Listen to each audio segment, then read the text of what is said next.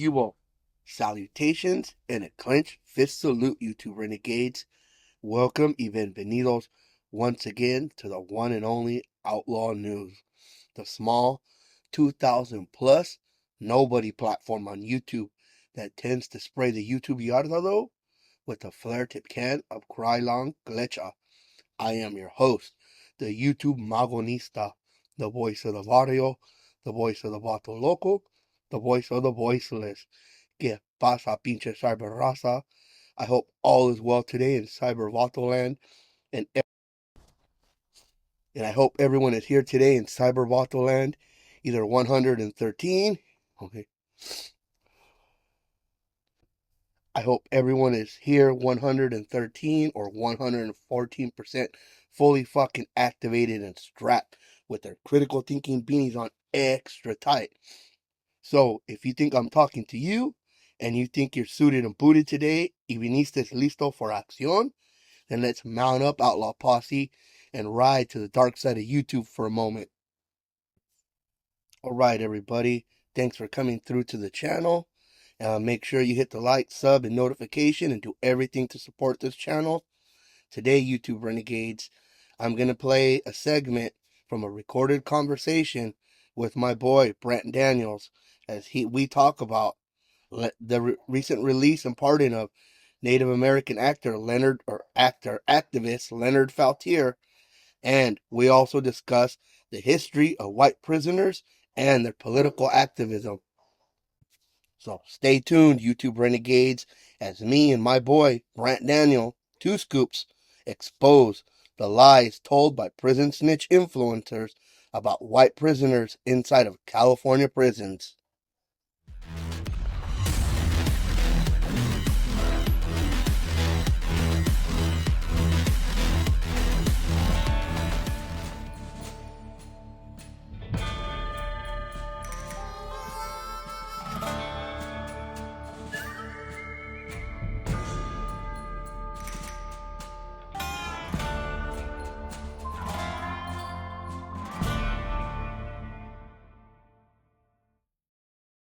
This is Global Tel-Link. You have a prepaid call from an incarcerated individual at the California State Prison for Creta, California. Thank you for using Global Tel-Link. All right. Okay, YouTube Renegades, I'm here once again, and on the line with me is our guest host, Two Scoops, Mr. Brent Daniel. What's up, my friend? I send mine to the worthy. Now, he's here today to kick us a little bit of prison clecha, a real prison clecha from a real active, not a prison snitch influencer. Correct? Correct. Exactly. Now, I'd like to start today's show with a question from one of our viewers.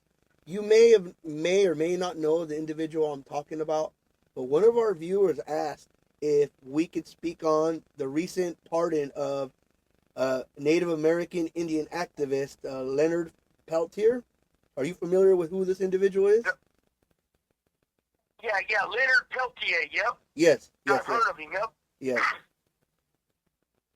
Are you familiar with this case? Yes, sir.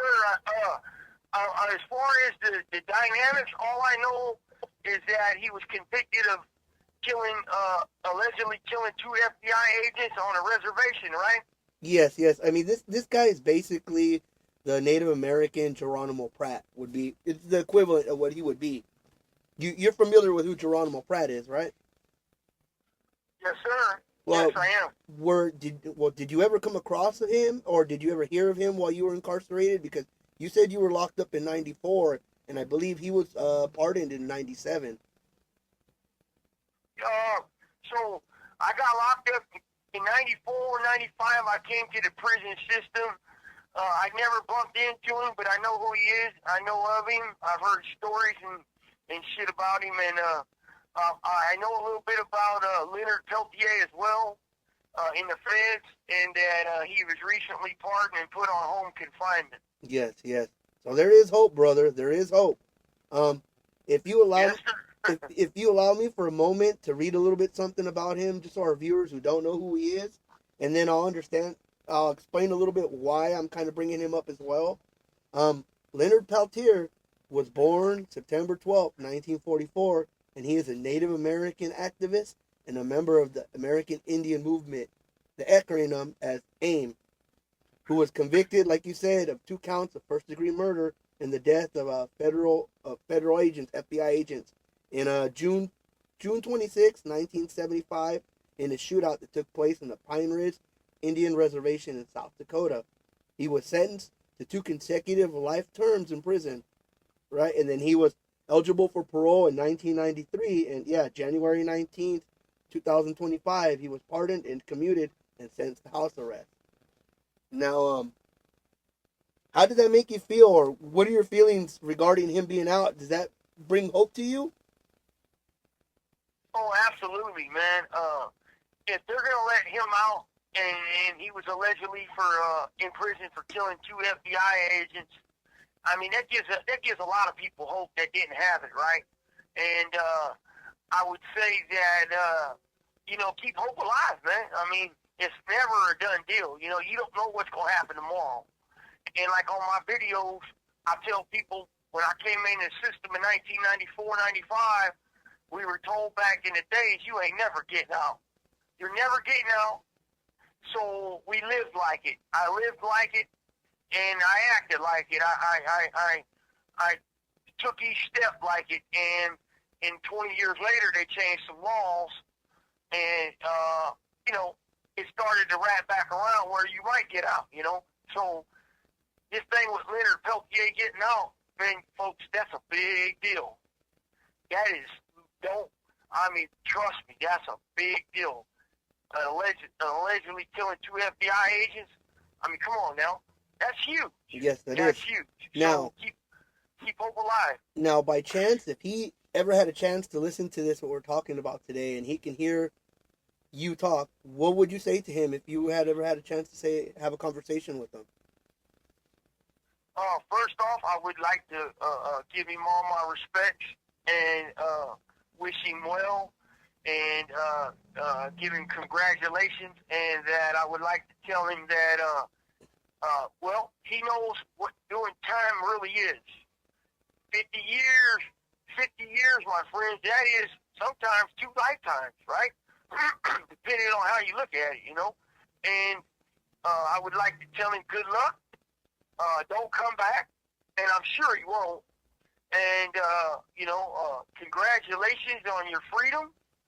And, hey, man, live life like you might not make it tomorrow, man. So live today for today, one day at a time, and make up for the time you lost. But stay out of the crosshairs of the wall. That's my best advice to him, man, and I hope him the best. I hope he hears this. I hope we become that popular, and that he hears this. Maybe leaves a comment. That would be pretty fucking awesome. Now, I'd like to thank our viewer for asking that question, because I thought it was a wonderful fucking topic to talk about, and I've been a follower of him for quite some time. And before we move on to our next subject, if you'll allow me a minute to talk about him for a minute, are you aware that while he was in prison, he was an advocate, a huge advocate for prisoners' rights and the abolition of solitary confinement?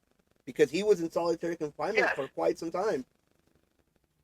Yes, I heard of that when I was on the Pelican Bay hunger strikes. My friend Todd, one of the main hunger strike representative, Todd Asher, told me about it. Yeah, I mean, he was avid supporter of you guys, and I know AIM was an active supporter in you guys during the hunger strikes and the peace treaties. I mean, they've always stood behind political prisoners or individuals who fight for prisoners' rights. As a matter of fact, let me tell you a little something about this individual.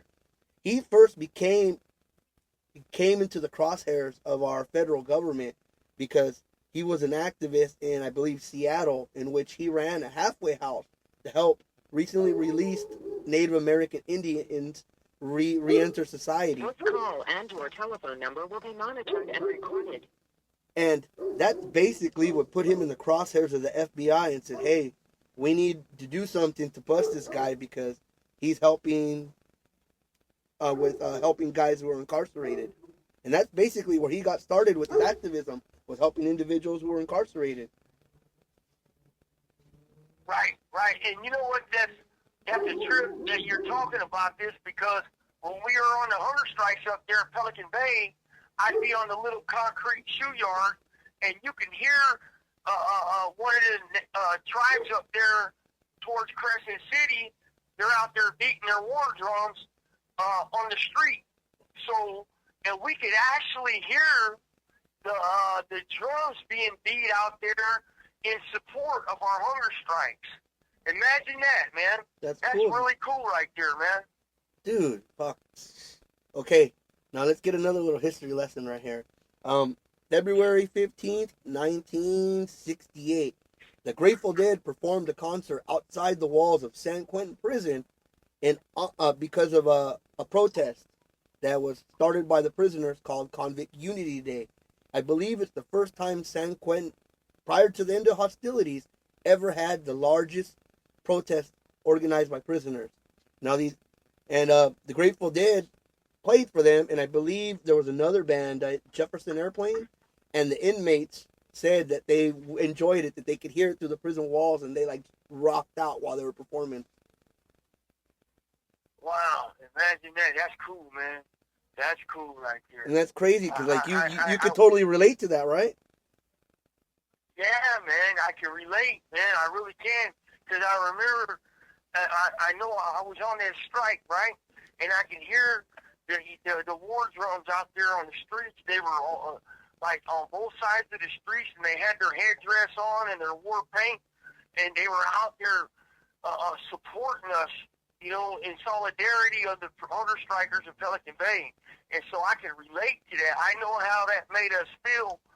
And, you know, my wife and everybody else supporting us together, you know, and some families, when they came to visit, they took pictures of the guys, of the Indians right there, and you know, doing war dances and beating the drums for us up there, you know, in solidarity with the hunger strikers.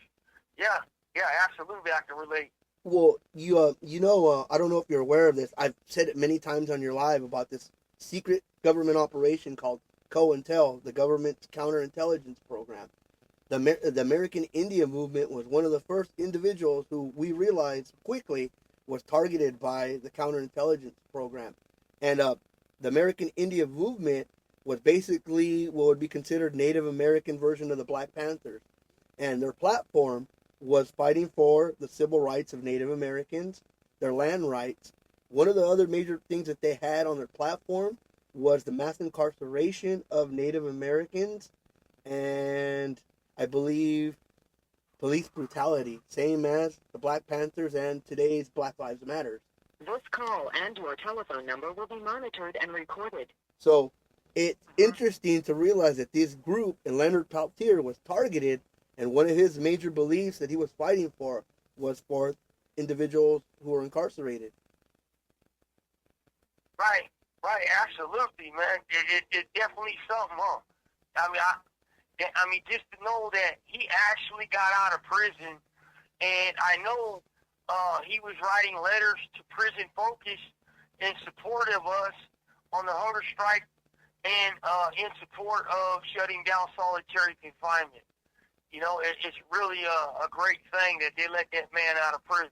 Yeah, it is. That is. And I encourage all our viewers who aren't familiar with who Leonard Peltier is to look him up, read about him, find out how he was basically railroaded, or kind of set up for the scenario for it to happen.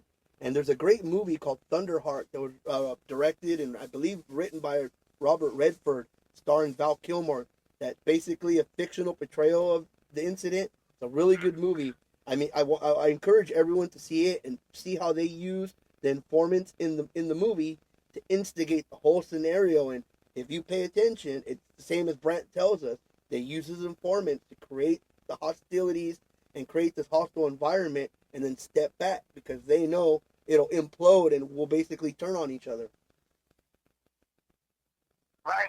That's exactly what they do. That's the same shit that's going on right now, my friend. Yeah. Well, yeah, I got the comment, dude, and I really wanted to ask you because I know you were a lifer and he was a lifer, so I just wanted to get what your point of view was and your 2 cents, and I think we just did it, my friend. Right on, right on. Yeah, I wish him the best. Yes. Leonard, if you're listening, my friend and brother, hope you the best, my friend. And I'll tell you what, live every day like it's your last, man. You know, you deserve it, bro. You deserve it. Okay, so and then we'll move on to our next topic. I don't know how much time we have before you have to call me back, but we'll just start, I guess. The next topic I want to talk to you about is about that letter, the 1974 Folsom Rebellion, the article I believe by the Solidarity Committee, the Sacramento Solidarity Committee, in which they wrote an article about the Aryan Brotherhood, in which they organized a protest, right, at Folsom Prison in 1974. Did you read that? Yes, yes, my wife read it to me. Absolutely. Now, what were your thoughts on that? That was really deep. Okay, so first of all, I'm a true believer in history repeats itself, right? And the fellas back then were advocates for civil rights justice in prison, and along with the other races. And we took a page out of their book when we did the hunger strikes and stuff. And I believe that history repeats itself, and that the only way to make true change is to come across racial. You have 60 seconds remaining. Come across racial boundaries and unite this fight against against the people that are making the laws and breaking the laws, and then making different laws and breaking different laws as they go along. Let me call you back, my friend. Call me back. Thank you for using Global Tel Link. All right, now. Okay, now before you cut off, I noticed it said something that history repeats itself, and that's part of the reason I wanted you to read that article, because when I read that article, all I could think of is just listening to your YouTube videos and Ronnie's YouTube videos, or any statement that Todd Ashker has made, and it just resonated with me. It was like, hey, wait, I've heard this before. This is it's repeating itself. Now, yeah. Hey, go ahead. On your live the other day, I had made a comment, and I don't know if any of the viewers read it, and I said that remember the statement that Brandon just said, because it's going to be very powerful in one of our next videos. And I believe you were referring to saying that the reason why you were on your platform, in this platform, is because you were tired of the fake mainstream media, law enforcement, and specifically the snitch tubers putting out false and fabricated information regarding you and your friends, and how it was basically being spread so much that the truth was being lost between those delusional prison boogeyman fairy tales, correct? Correct, exactly. Yes, and now, did you read the part in the article where it said that the reason why they did this article was because they wanted to put out the truth about the Aryan Brotherhood, and how the mainstream media was manipulating the truth of the activities or what was going on regarding to Caucasian prisoners? Right. Yes, I did. So I want to comment on this real quick, right? Go. The floor's yours. For many years, they have labeled us, with them letters, right? Prison boogeyman. Prison boogeyman. And we always say we're just white dudes in prison, and we always say that, stop validating us with your labels. That's their labels. I'm just a white dude in prison getting along and fighting the system. Now, and the reason why, those of us got really activated and active within the civil rights movement is because of the inside corruption. The story I explained to you last night on that other video about them passing out those memorandums to create racial hostilities, right? And how they, use these undercover snitches and these confidential documents in order to keep us slammed down and isolated. Whether it's a prison gang or just one guy out of a race, or any guy out of one race or another. And they label us. You got the 4 prison gangs, right? That they created. That's their labels. That's not our labels. And blacks are blacks, Mexicans are Mexicans, whites are whites, and that's that. And they like to put these little letters to the white dudes, to the Mexicans, and to the blacks, and that's their labels. And so when we started to see all the foul shit they were doing to us in Pelican Bay Short Corridor, from using the mail as a tool, to the food, to the medical. I mean, you have the gang unit involved with the doctors in Pelican Bay SHU and denying men adequate medical care, trying to pressure them into debriefing. So it kind of, I read some stuff like this before about the history, right? White guys in prison advocating for civil rights in prison along the side of black dudes and Mexicans.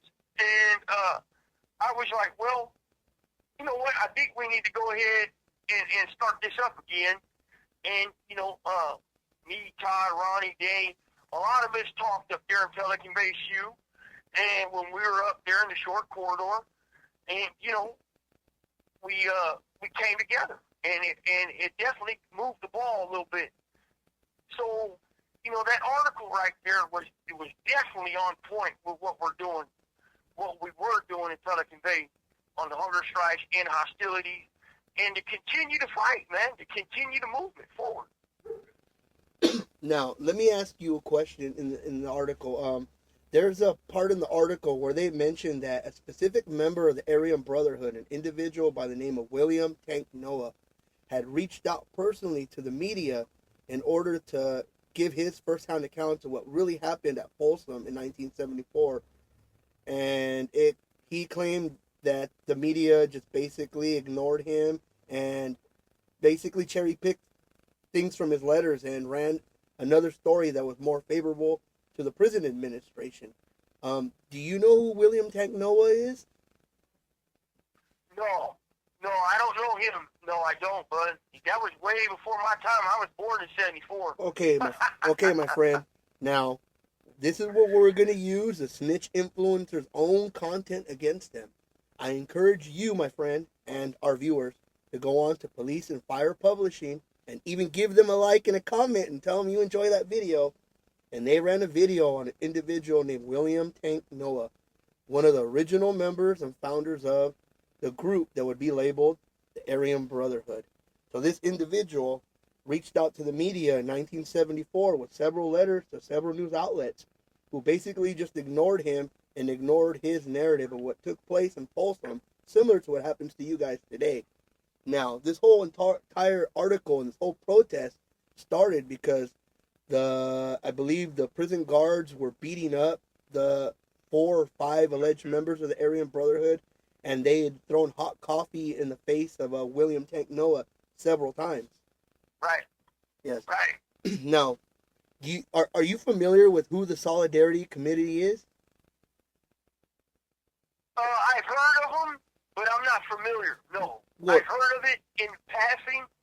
Yeah. Yes, this group is basically dedicated advocating for the rights of black incarcerated individuals, specifically California. And they got started right around the same time with the whole George Jackson, San Quentin 6, and Soledad Brothers incident as of advocating for black prisoners.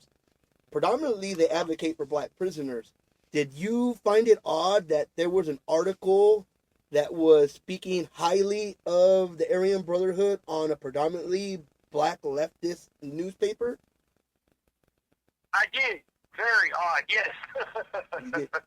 Did you read the part where it said that the reason why they ran this article is because several black revolutionary prisoners in prison had validated the Aryan Brotherhood as righteous in their as righteous individuals who were really genuine in their political activism? Yes, I did read that. Yep.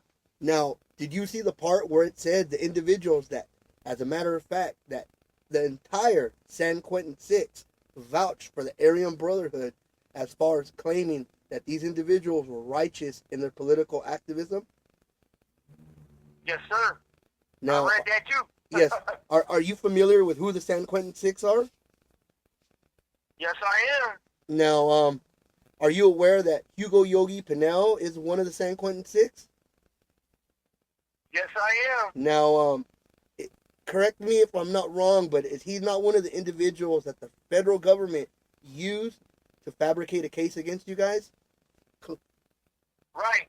Now, exactly. So right here in this article, we're reading that, in fact, in 1974, Hugo Yogi Pinell and the rest of the San Quentin Six personally vouched for the Aryan Brotherhood, claiming that they were genuine when they claimed that they were actively fighting for the rights of prisoners. Right. Exactly. Now, I read this article and it just blew my mind because it just contradicted everything that's ever been said about white prisoners, that they're racist, that their agenda is basically race-based against hating other races. But here I found an article from 1974 that basically claims that blacks and white prisoners who are labeled Black Guerrilla Family and Aryan Brotherhood have always been working hand in hand to fight for prisoners' rights and actually stood together in solidarity. Yep, that's right, man. Hey, you know what I find even more interesting is the fact that, you know, we were able to revamp that fight and to you know, take it back up again and join and unite this damn thing and unite this fight. And you know, a lot of people don't know how you know, how to even approach coming together with other races in prison because they lack the critical thinking skills or the knowledge on how to approach another race or another man who's equally as smart or as intelligent as they are, and or you know, they have another agenda going on. And you know, I think that when you come across these lines, man, and you put down, you know, whatever you're representing, your race, everybody's, you know, just like, look, dude, we're all in blue, you know, and we're all GP with integrity and honor, you know, that says something. You know, the system is primarily 78% S and Y, folks. And it's because CDCR created that. It created that. That's what they wanted for that extra $10,000 a year per protection per inmate. Because when a guy goes S and Y, they have to create a layer of protection for that person. And they get a little bit more money in the budget for that guy. Okay, so now they got a monetary incentive. You know, and for me, you're active, you're fighting a good fight, and so it doesn't, you know, I'm not tripping on your race or what you represent. If they do you wrong, they do me wrong. They do me wrong, they do you wrong. And that is what that's why we came together in Pelican Bay. Every one of us was going through the same fucking thing, man. And that article hit it right on his head. You had the San Quentin Six, you know, admitting and vouching for the fellas back in the day, the white men, fighting along the side of them for civil rights. You know, so that shit goes way back to the 70s, man, when I was born, you know. And, you know, it's definitely history repeating itself. It really is. We're making history today, my friend. We're gonna make history today because I'm gonna reveal something that most people aren't aware of, that I'm pretty sure you're not aware of, that's going to rewrite the entire history of white prisoners, my friend. And we're going to do this in a couple short minutes. Okay? So I'm going to leave in the description a link to that letter. I mean, it's kind of long. It's 3 pages. So me and Brant would love to read it. But you guys can go read it and then come back onto the channel and leave a comment on what you think. But I want to talk about the individual in the letter, William Tank Noah. Because this individual, like I said, if you guys go into Police and Fire Publishing, it's considered one of the first original founding members of what would be labeled the Aryan Brotherhood. This individual, in 1974, the first ever Aryan Brotherhood informant, came before government and gave the first ever testimony regarding the Aryan Brotherhood's origins and early activity. Now, according to this individual, the Aryan Brotherhood was born somewhere between 1968 and 1969 as a cultural and political group. You have 60 seconds remaining. You want to call me back? Okay, let me call you back. Okay. Thank you for using Global Tel Link. Okay. Okay. You there, buddy? Okay, so we left off where Yeah. the individual claims that the Aryan Brotherhood was established as a political cultural group, which is confirmed by another original member, Edward Vaughn, who testified under oath that the Aryan Brotherhood was first formed out of a cultural and political group. Now, according to this individual's testimony, he claimed that by 1971, about overwhelming 50% of the individuals who were labeled Aryan Brotherhood members were heavily active in political activism, both inside and outside of prison. He even went as far as to claim that the Aryan Brotherhood had 2 splinter groups that were revolutionary groups. One group was called RAFF, R-A-F-F, Revolutionary Alliance for Freedom, and that group was started and formed by William Tank Noah. And another political group that was spawned by them, and I've asked you this question before, is the Polar Bear Party, which was, I believe, started by an individual who was an alleged associate of the Aryan Brotherhood. His name was Michael Shane Guile. Now, this informant would claim that the most politically active individuals who were labeled Aryan Brotherhood members were all the individuals who were locked up in solitary confinement or adjustment centers. And that the reason why they were locked up and the reason why they should be held in there was because of their political views, not because of any criminal activity they committed. Right. Exactly. That's what they're doing today. Does that remind you of what happened in Pelican Bay to you guys? Hell yeah, it does, man. That's exactly what they're doing then and what they're doing today, man. You know, that's why they stick their foot so far on my fucking throat, I can't even get no wiggle room. And my friend Ronnie. No. That is exactly the same thing. Now, let me point out to our viewers that the information I just shared with you comes directly from the first ever Aryan Brotherhood informant who debriefed. This individual provided testimony in 1974, which predates Michael Thompson by, I believe, 4 years, because I think Michael Thompson didn't become alleged Aryan Brotherhood until 1977 or 78. So this individual predates any informant that's ever spoken into regards to the Aryan Brotherhood. And this individual spoke before a committee of, I believe, congressmen or senators under oath to swear the truth, the whole truth, and nothing but the truth, unlike these snitch influencers. Right? And that's a big difference. You know, this guy's under oath. The snitch influencers are not. I told you we're going to make history today, that we were going to rewrite everything that was said about you guys, that the rumors that you guys are this racist organization, or that you guys cannot be politically active. We were going to rewrite the history, because everything that's ever been said about you guys is a complete 113 and 114% lie. And, exactly. And it's a straight up lie. Now, we're going to take this further, because I can take it back even further. Like I said, we're going to use the snitch influencers' words against them, because according to their prison boogeyman lore, the Aryan Brotherhood was born in January 1967, allegedly after a riot, or not a riot, after two alleged whites were killed or assaulted by black prisoners who were actually conducting a protest. Now, that is true. This incident did take place, and this incident, like we talked about before, was cooled down real quickly, was shut down, this problem.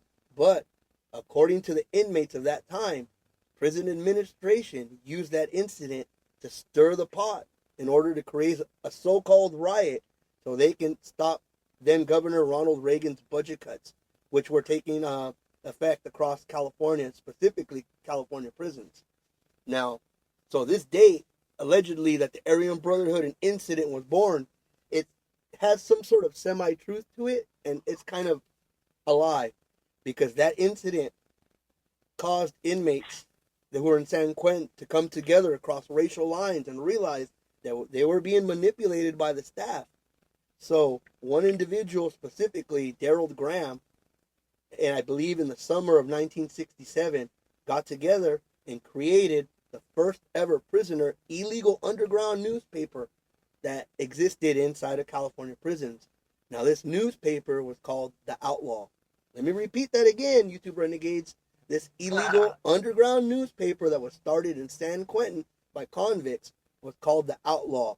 So because of this riot that took place, or so-called riot, staged riot, these individuals used the Outlaw to unify the entire prison class in order to unify everybody the following year on February 15th, where they organized the largest, prior to the end of hostilities agreement and hunger strikes, protest of California prisoners. Now, the Outlaw was created by Daryl Graham. Daryl Graham, by prison authorities, is labeled, and they won't publicly say this, as an original member and founder of the group La Familia Mexicana, which would be the precursor to the Mexican Mafia. He recruited the heads of all the other racial groups to help publish, edit, and distribute the Outlaw. So together, unified. Call and/or telephone number will be monitored and recorded. So together as one prison class on February 15th, 1968, they were able to come together and politically and peacefully and organize and declare that they were no longer going to allow the prison administration to manipulate them and use them against each other. Right, and hey, Outlaw, that's what they're doing again, my friend. History repeats itself. Exactly, my friend. So I mean, I hope our viewers can walk away with a little bit more understanding of what the history of prisoners' rights and the real history of California prisons, and that we actually have a template of something that we can look back to and see how they fought it and where their downfalls were, so we cannot allow that to happen today. Exactly. And you know what's a tribute? Thanks for that history lesson. And everybody, I want you guys to take notice, because that is the difference between a substantive man who knows his history and can tell you the history of what he stands on. You know, he's not just rambling on with some prison boogeyman bullshit hype. That is a person that's done his homework right there. And you can tell the difference of a substantive channel and the substance of it, and a channel like La Mantorta or these other, Dubs B, or these other channels who go around sensationalizing prison. And so just, hey, thanks for that history lesson, my friend, and I hope you guys realize what you just got, because that's a definite one for the books. That's definitely one for the books. Remember that, folks. That's real history right there, and something to take root with. Now, I want to point out to our viewers that I want to validate. Not only am I going to put on as the visuals the actual documentations to prove that everything that I'm saying is true, but I want to ask them to put on their critical thinking beanies on and think to themselves, what is the oldest prison boogeyman fairy tale that's ever been told to them by any snitch influencer. And it dates back to 1968, or the earliest one you might hear will be of that incident where I told you that took place in January 1967. But according to them, it was a race-based riot, and it was the birth of the Aryan Brotherhood. But I want to remind everybody that 67 and 68 are the years that the alleged Mexican mafia starts making its presence known on prison yards. The alleged Nuestra Familia becomes into existence. The alleged Black Guerrilla family is allegedly born, and the Aryan Brotherhood, all in that span of 67 to 68.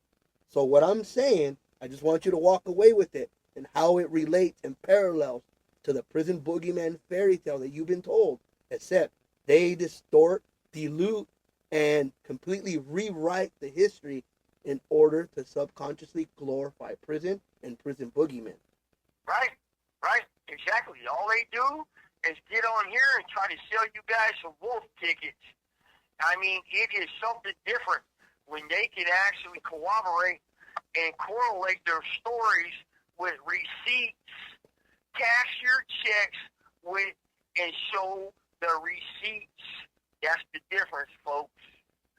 Please realize what you're getting is true history, not just pumped up prison boogeyman fairy tale. And the law enforcement would love you guys just to believe whatever they say through these prison snitch influencers, that these groups exist and that these groups have millions. And hey, man, first of all, we're just all prisoners, one group of prisoners, man. You know, there is no gangs, there is no none of that shit that the law enforcement paint us as. We're just people in prison trying to make the best we can with what we got and fight corruption at the same time and advocacy for the prisoner class. That's it. That's it. So, Outlaw, I appreciate your history lesson there, my friend. Excellent, excellent, excellent. Now, I want to ask you your thoughts, and we'll consider this closing thoughts on how do you feel now after what I just told you, that what your movement, your friends, and your guys' belief system is actually part of something, a part of history that's been around a lot longer than you. How does that make you feel that you're actually part of something much bigger than yourself? That's a moment to be proud of. That's a moment to tip your chin to the sun and say, you know what? It actually stands for something. That you're standing on the shoulders of giants, you know, and that I come in the footsteps of giants, man. And you know, I strongly, you know, my heart beats faster and beats harder and faster for the knowledge that, you know, I come in the footsteps of giants, man, and it's a pleasure.